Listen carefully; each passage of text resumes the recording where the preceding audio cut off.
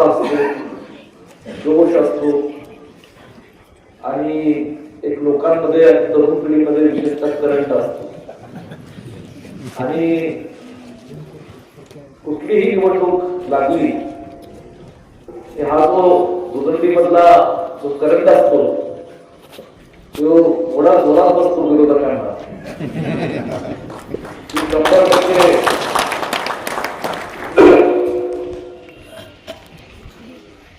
त्या करंटचा आपल्या काँग्रेस पक्षाला निश्चितच फायदा होतो. आज ही मोठ्या जोश आणि उत्साहात तुम्ही सर्व कार्यकर्त्यांनी माझं स्वागत केलं आणि नेहमीप्रमाणे आज या दुदंडी गावातल्या या चौकात आपली जी सभा होते त्या सभेमध्ये आज मोठी गर्दी लोकांची, ज्येष्ठांची, तरुण पिढीची आहेच, तर सर्वात लक्षणीय गर्दी जी आहे ती आमच्या माता भगिनींची. आणि म्हणून दुदंडीच्या माता भगिनींचा जेव्हा जेव्हा काँग्रेस पक्षाला आशीर्वाद मिळाला त्यावेळेस काँग्रेस पक्षाचा मोठ्या मताधिक्याने विजय झालाय. माझ्या आधीच्या सर्व वक्त्यांनी आपल्या भावना व्यक्त केल्या. प्रत्येकाने सांगितलं जिल्हा परिषद पंचायत समितीचं महत्व किती आहे. आदरणीय जे बापूंपासून ते आधीच्या सर्व वक्त्यांनी सांगितलं की दुदंडी गावाचं नातं हे आदरणीय पटकरावजी कदम साहेबांचं किती जिव्हाळ्याचं. 1980च्या दशकापासून ते आजपर्यंत हे नातं नुसतं जोपासलं नाही तर हे नातं आणखी मजबूत करण्याचं काम गावातल्या नेत्यांनी, कार्यकर्त्यांनी आदरणीय जे बापूंच्या मार्गदर्शनाखाली नेतृत्वाखाली केलेलं आहे. गावात साहेबांना मानणारी बरीचशी लोक आहेत, काँग्रेस पक्षाला मानणारी बरीच लोक आहेत, पण ही सगळी लोक एकत्र आणून सातत्याने या गावावर काँग्रेस पक्षाचा झेंडा ग्रामपंचायत असेल, इतर स्थानिक स्वराज्य संस्थांच्या निवडणुका असेल त्याच्यात फडकवण्याचं काम हे दुदंडीकरांनी सातत्याने केले. येणाऱ्या 7 फेब्रुवारी रोजी हे आपलं जिल्हा परिषद पंचायत समितीचं मतदान होणार आहे. मागची निवडणूक ही 2017 ला झाली होती. नियम आणि कायदा काय म्हणतो, संविधान काय म्हणतं की 2022 रोजी 5 वर्षानंतर जिल्हा परिषद पंचायत समितीची निवडणूक व्हायला हवी. हे वर्ष कुठलं आहे? 2026. 2022 ते 26 किती अंतर पडलं? 4 वर्ष. मग 4 वर्ष महाराष्ट्रात जिल्हा परिषद पंचायत समितीच्या निवडणुका का झाल्या नाही याचा विचार तुम्ही आम्ही सर्व लोकांनी करायला पाहिजे. त्या निवडणुका ह्यासाठी झाल्या नाही कारण हे राज्यात बसलेलं जे भाजप सरकार त्यांना मुळात या महाराष्ट्रातल्या स्थानिक स्वराज्य संस्थांच्या निवडणुका घ्यायच्याच नव्हत्या. नगरपालिका असू दे, नगरपंचायत असू दे, महानगरपालिका असू दे, जिल्हा परिषद असू दे, पंचायत समिती असू दे. मागच्या महिन्यात नगरपालिका महानगरपालिकेच्या निवडणुका झाल्या, ह्या महिन्यात जिल्हा परिषद पंचायत समितीच्या निवडणुका होत आहेत. पण ह्या निवडणुका कशासाठी होत आहेत, कुणामुळे होत आहेत तर ह्या निवडणुका सुप्रीम कोर्टाने आदेश दिला आणि राज्य सरकारनं ठणकावलं म्हणून आज महाराष्ट्राच्या जनतेला लोकशाहीच्या प्रक्रियेतनं मतदान करून आज पुन्हा एकदा त्यांचा मनातली जो कोण त्या ठिकाणी पंचायत समितीचा जिल्हा परिषदचा सदस्य असेल तो निवडणुकीचा पुन्हा एकदा अधिकार मिळालेला आहे. हे मी का म्हणतो कारण सातत्याने 4 वर्षापासून जाणीवपूर्वक निवडणूक ढकलण्याचं काम हे भाजप सरकारने केलं. कशासाठी केलं? त्यांना निवडून आलेली माणसंच नव्हती. जनतेतनं लोकांमधलं निवडून आलेली माणसं जर सभागृहात बसली म्हणजे पंचायत समितीचा असू दे, जिल्हा परिषद, महानगरपालिकेचा असू दे, कुठलंही सभागृह असू दे, त्याच्यात ती माणसं बसली की ते लोकांच्या भावना व्यक्त करतात, लोकांचे प्रश्न सोडवतात, लोकांचा आवाज होतात. हे भाजपला नव्हतं. म्हणून त्यांनी काय केलं? 4 वर्ष अधिकाऱ्यांच्या माध्यमातून सगळं प्रशासक म्हणून त्याला नाव दिलं आणि त्या प्रशासकाच्या माध्यमातून सलग 4 वर्ष काम चालू होतं. म्हणून आपल्या सर्वांना मला सांगायचे ही 7 तारखेची जी तारीख आहे हे अत्यंत महत्वाचे आहे. कारण लोकशाही पद्धतीने जो तुम्हाला पुन्हा अधिकार या ठिकाणी मिळालेला आहे तो अधिकार वापरून पुन्हा एकदा आपल्या विचाराची त्या ठिकाणी पंचायत समिती जिल्हा परिषद सदस्य आपल्याला तिथे बसवायचे. आज दोन्हीने नेहमीच कुठलीही विधानसभा, लोकसभा, ग्रामपंचायत, जिल्हा परिषद, पंचायत समितीची निवडणूक असते, नेहमीच काँग्रेस पक्षाचं या ठिकाणी काम करण्याचं, खंबीरपणे पाठराखण करण्याचं काम केलं.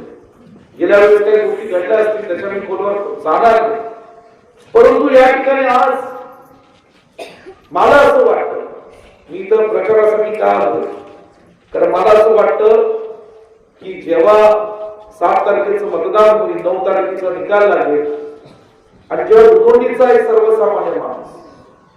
सर्वसामान्य माणूस काँग्रेसचा कार्यकर्ता पण असेल नसेल, जेव्हा तो पंचायत समितीची पायरी चढेल तेव्हा त्याला वाटलं पाहिजे की हा पंचायत समिती गटातला काँग्रेस पक्षाचा माझ्या मतांच्या बळावर निवडून आलेला जगन्नाथ मोठे पंचायत समिती.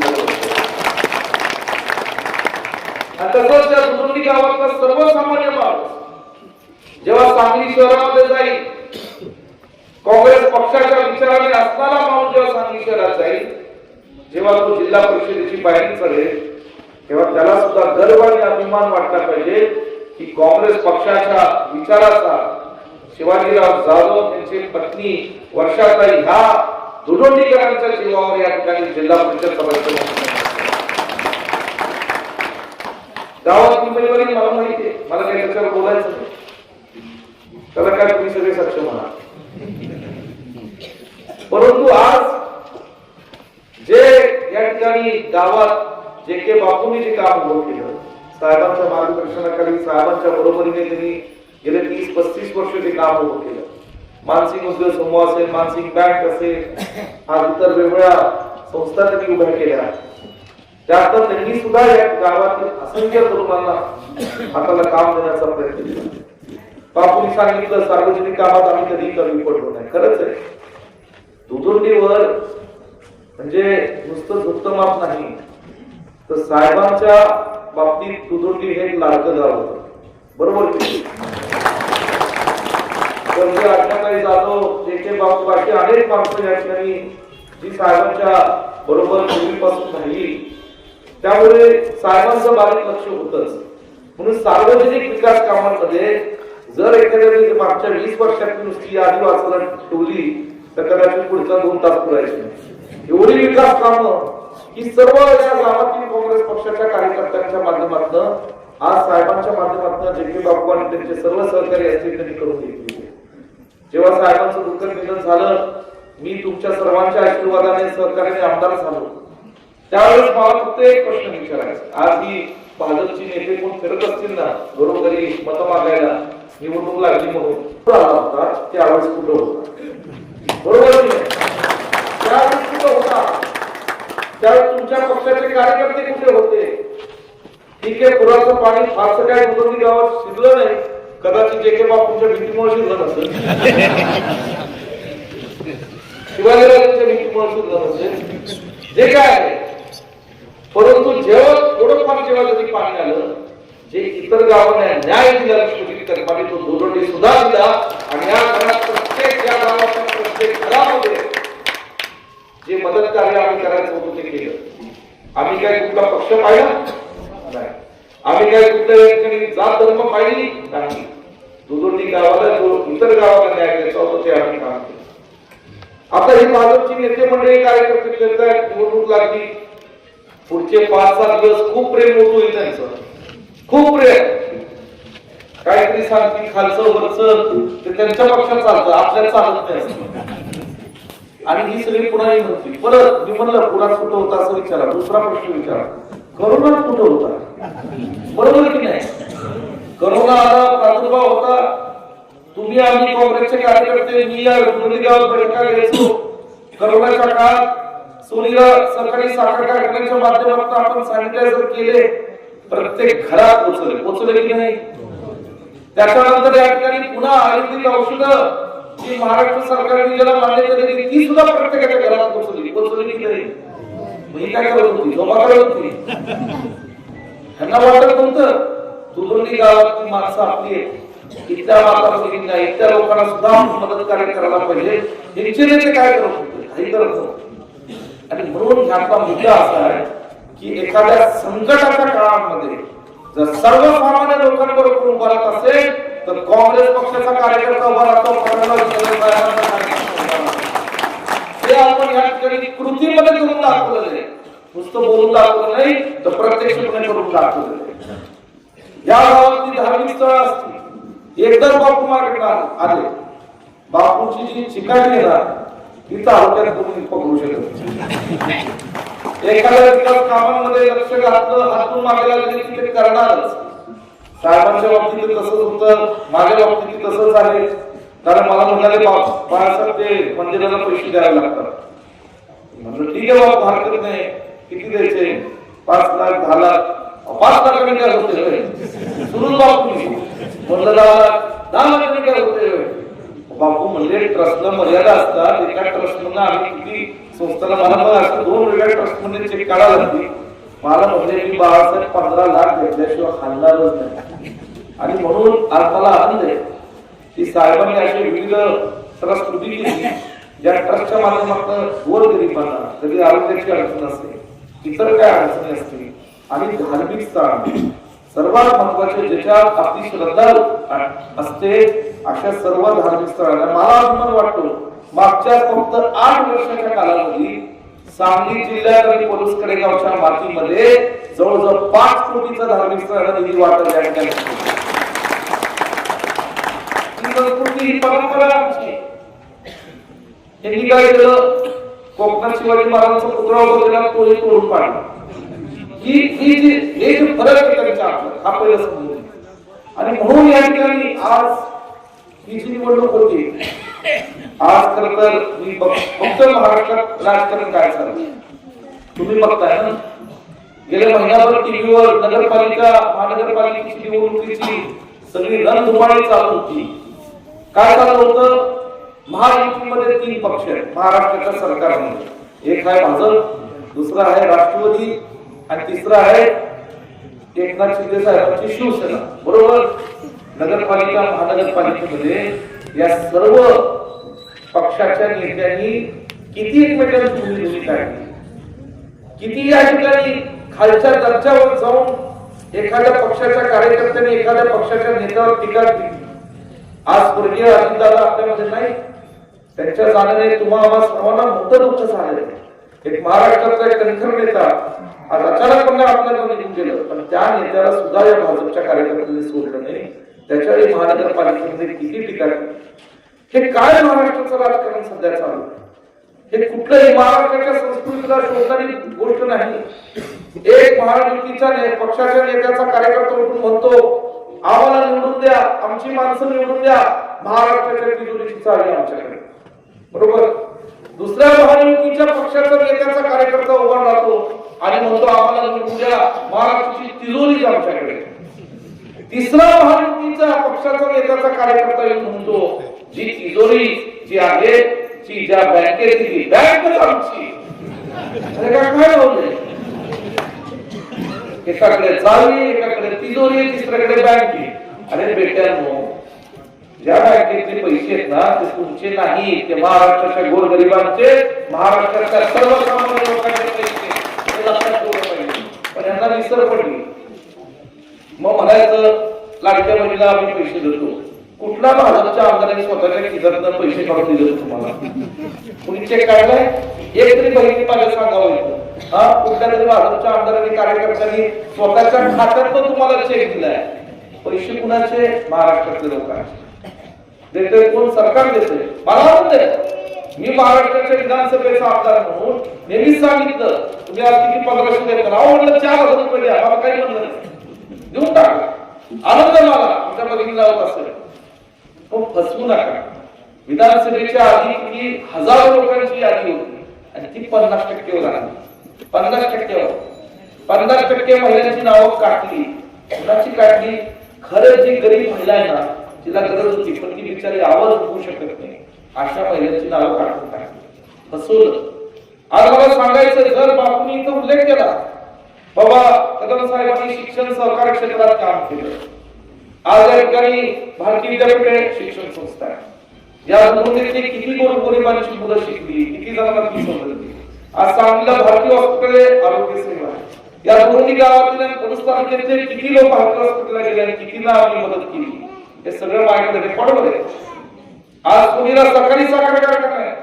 महाराष्ट्र सांगली जिल्ह्यातला पहिला कारखाना ज्यांनी 3500 रुपये दर डिक्लेअर केला तो डॉक्टर पहिला. आम्ही केल्यानंतर बाकीला निघाले. मला कोण आला कशाला करताय अरे म्हणजे तुमचं काय जातं मी बघेन ना काय करा. आमच्या शेतकऱ्यांना आमच्या सभासदांना 4 पैसे जास्त मिळाले तर मला आनंद आहे. हे केलं आणि म्हणून जर नुसतं हिशोबच काढायचं ठरवला तुम्ही बापू जर जेवढी फी सवलत दिली ना आणि जेवढी गरिबांची मुलं भारतीय विद्यापीठाच्या माध्यमातून शिकली जेवढे हॉस्पिटलमध्ये जे गोरगरिबांना आम्ही आरोग्य सेवा दिली ज्यावेळेस कार्यकर्त्यांनी आम्हाला सांगितलं बाळासाहेब त्याला या ठिकाणी मदत करा आपल्याला त्या ठिकाणी बिल माफ करायचं आहे अशी हॉस्पिटल सुद्धा त्यांची बिल माफ होती. हे जर पैसे काढले ना हे लाडक्या बहिणीच्या पेक्षा 5 पटीने होती. आणि म्हणून हे जे चाललं काय म्हणजे महाराष्ट्राचं जे राजकारण सध्या जे चालू आहे ते कुठेतरी म्हणजे आज जे सध्या चालू आहे परत जे चांगलं आणि म्हणून आपल्या सर्वांना विनंती करायची जिल्हा परिषद पंचायत समितीची निवडणूक ही अत्यंत महत्वाची आहे. आज शिवाजी राजे आपल्या गावात काम करतात. मागाशी कोणीतरी म्हणजे आमच्या गावात कदाचित थोडंफार असेल विरोधक असं म्हणतील आपल्या अंगातनं आमच्या बाजूला आहे असं काही नाही. ही उमेदवारी मागत असताना अनेकांनी इच्छा व्यक्त केली जिल्हा परिषदचं तिकीट आम्हाला मिळावं दुधोडीतली केली रामानगरमध्ये केली. पंचायत समितीची उमेदवारी मागत असताना सुद्धा अनेक कार्यकर्त्यांनी उमेदवारी व्यक्त केली. बरोबर आहे काँग्रेसमध्ये अजून लोकशाही आपण उमेदवारीची इच्छा व्यक्त करायला सर्वांना अधिकार दिलेला आहे. त्याच्यानंतर सगळ्या गटातील आणि पंचायत समिती गणातील सर्व कार्यकर्त्यांची चर्चा केली कामोसा घेतला आणि मग आपण उमेदवारी त्या ठिकाणी सांगितली. बरोबर आहे आपल्या शिवाजीराव जाधवांच्या पत्नीचं नाव हे बापूंनी आणि गावातल्या सगळ्या कार्यकर्त्यांनी एक दिलाने एक मुखाने या ठिकाणी आम्हाला सुचवलं. सगळ्या गावातील कार्यकर्त्यांनी त्या कुणाचं दुमत नव्हतं. बापूंना म्हणालो बापू तुम्ही तालुक्याचे नेते आहात मी परुसकडे गावचा नेता आणि म्हणून माझी जबाबदारी की परुसकडे गावातून प्रत्येक जिल्हा परिषदची सीट आपल्याला निवडून आणायची. दुधोंडी एक संघ आहे का बापू आणि राजे आणि सगळे कार्यकर्ते म्हणले एक संघ आहे. आता एक संघ दुधोंडी आहे हे मला 9 तारखेला इथं बसलेल्या जेवढी पांढर कापड आहे त्याच्यावर गुलाल पडला तरच मला ते कळलं एक संघ गाव बरोबर आणि गुलाल पाहिजे की नको तुम्ही देणार ना बस निकाल लागला की दुधोंडी खायचं संध्याकाळी जेवण आहे ना बापू आम्हाला पण कर्म ना म्हणजे आज संध्याकाळी आलो मी म्हणलं बापू काय काय नाही म्हणजे जेवण बाळाला तुम्हाला डबा देतो ठीक आहे 9 तारखेला आपण पुन्हा बोलतो जेवण सांगतो परंतु मी तुम्हाला पुन्हा सांगतो हा तुमचा मान इथं बसलेल्या प्रत्येक कार्यकर्त्याला वाटलं पाहिजे की माझ्यामुळे हे विजय आपण संपन्न केला आणि म्हणून कुठल्याही परिस्थितीत हा विजय आपल्याला पंचायत समितीचा बापूंनी सांगितलं तालुक्यात 2 सीट आहेत जे सभापतीला त्या ठिकाणी काय म्हणतात त्याला पात्र आहे. एक जगू मोठे जे आहे आणि दुसरे आमचे माळवाडीची सीट आहे. तर आपल्याला दोन्ही सीटा निवडून आणायच्या. जगू मोठे जी तुम्ही सुद्धा इतर लोकांना आश्वस्त करा महिन्यात एकदा तरी दुधोंडीत फेरफटका मारून बरोबर की नाही मत म्हणजे आलं पाहिजे. आता शिवाजीराजांना म्हणू शकत नाही हातातच येतो त्यांना म्हटलं पाहिजे की दुसऱ्या गावात जाऊ नये. हे सगळं का सांगतोय कारण कुठेतरी पदाबरोबर जबाबदारी घ्यायची आणि त्या जबाबदारीचा भान ठेवून आपल्याला आपलं कर्तव्य बजावलं पाहिजे. आज मला एवढंच सांगायचंय की ह्या गावात व्यक्तिगत मला फुल अपेक्षा आहे. आज दुपारपासून मी बापू आम्ही एकत्र फिरतोय. चंद्रशेठ माझ्यावर आहेत. आम्ही रामानगर केलं सावंतपूर केलं दोन्ही गाव एवढं चांगलं वातावरण माझ्या विधानसभेला एवढं चांगलं म्हणलं अत्यंत विधानपेक्षा जास्त मताधिक्य तुम्ही दिलं तर सर्वात जास्त आनंद तर मी होऊन जाईल त्याच्याकडे, मला काही अडचण नाही. परंतु या दोन्ही सीटा आपल्याला ताकदीने निवडून आणायच्या आणि तुम्ही बाकीची चिंता करू नका. हे भाजपाला काय एकच नाही, देशात आमची सत्ता आहे, राज्यात आमची सत्ता आहे, म्हणून इथं आमची सत्ता झाली का तुमची अमेरिकेत सत्ता असते. आणि इथल्या माणसांचे प्रश्न कोण सोडवणार? पहिलं सोडवणं करता समजले तरी पाहिजे प्रश्न काय. मला म्हणायचं की तुमची सत्ता देशात राज्यात होती. 2 महिन्यापूर्वी 1.5 महिन्यापूर्वी पलूस नगरपालिकेची इलेक्शन होती. काय पलूसच्या नगरपालिकेत झालं? 21 पैकी 17 जागा काँग्रेस पक्षाकडे निवडून आल्या. हे साहेबांचं जे काम आहे, साहेबांची जी पुण्य आहे कदम साहेबांची, जे मनामध्ये हे साहेबांचा विचार आणि काँग्रेस पक्षाचा विचार ठेवलेला आहे, त्याच्यासाठी या ठिकाणी आहे. म्हणून आणि हे जे काय चाललंय ना महाराष्ट्रात, तुम्हाला सांगतो 2029 ची वाट पाहिजे होती. आज जी बाजू सोबत येत ना ती तुम्हाला कुणी दिसणार नाही. हे एक एक करून चाललंय तुमचा कार्यक्रम. आणि महाराष्ट्राच्या राजकारणात 2च पक्ष राहतील, भाजप आणि काँग्रेस पक्ष राहील. बघा म्हणून ताकदीने येणाऱ्या दोन्ही सीटा माझ्या सर्व माता भगिनींना विनंती, तुम्ही इथं पुरुषांच्या बरोबरीने बसलेले 50%. आमच्या वर्षात काही उमेदवारी मिळाली. का मिळाली उमेदवारी? कारण 50% महिला आरक्षण या देशात महाराष्ट्रात कुणी आणलं तर ते काँग्रेस पक्षाने आणलं. म्हणून आज ग्रामपंचायतीपासून आज आमच्या सरपंच सुद्धा देशमुख काही बरोबर ना, महिला आहेत की नाही? अहो तुम्ही इथं बसलाय आणि म्हणून बसलाय कारण काँग्रेस पक्षाने अधिकार दिला. आणि तुमचं तर आहेच मान, आणि सर्वात मोठा मान असतो जी महिला सरपंच होती ना तिच्या मिस्टरांना म्हटलं तर मिस्टर सरपंच, बरोबर आहे ना? आपल्याकडे आम्ही मराठी पद्धत आहे, त्याचं तर आणखी ऐक वाटतं. आणि म्हणून काही तुम्हाला ह्या सगळ्यांना जो अधिकारी मिळालेला आहे, आता काँग्रेस पक्षाच्या विचाराला हे गाव चांगलंय आणि चांगलं आहेच. आणि आमचं या गावात मनापासून कदम कुटुंबाचा आणि माझं जिव्हाळा आहे, प्रेम आहे. आणि हे प्रेम आणखी मजबूत होईल तुमच्यासाठी, डोडोलीकरांसाठी. झारखंड सांगतो बापू म्हणले, बापू बोलत आता ते प्रेमाने म्हणाले की सर्वात जास्त नोकऱ्या दोंडीमध्ये दिलाय तरी नाही, पण ते सारखं बोलू नका, माझं दुकान बोलू आणि बाहेरचं बोलू नका. उदरनिर्वाह बोलताय ठीक आहे, आणि हे बाकी माणसं त्यांनी जरा ऐकून बोलू दे. अरे पण आम्ही केले कुणासाठी? ज्या ज्या संस्था उभ्या केल्या ह्या मतदारसंघातल्या गोरगरिबांच्या निष्ठावंत कार्यकर्त्यांच्या प्रपंच संसार उभा राहावा ह्यासाठीच तर करतोय. आणि हे आम्ही करत नाही, तुमच्या आशीर्वादाने साहेबांची संस्था तर आणखी मोठी होणार आहे, तुम्ही काळजी करू नका. आणि म्हणून मला आता सर्वांना सांगायचं, फक्त हे करायचंय. माझ्यापेक्षा जास्त मताधिक्य दिलं ना तर सर्वात मोठा आनंद होईल मला. सर्वात मोठा आनंद मला त्याच्या विधानसभेपेक्षा जास्त मताधिक्य दिलं. आणि ती तुमची क्षमता आहे. ज्यात आमचं बोलत नाही, बापूने एवढी बोलत नाही. मी तुम्हाला सगळ्यांचं आज मनापासून या ठिकाणी आभार मानतो. येणाऱ्या 7 तारखेला आपण सगळ्यांनी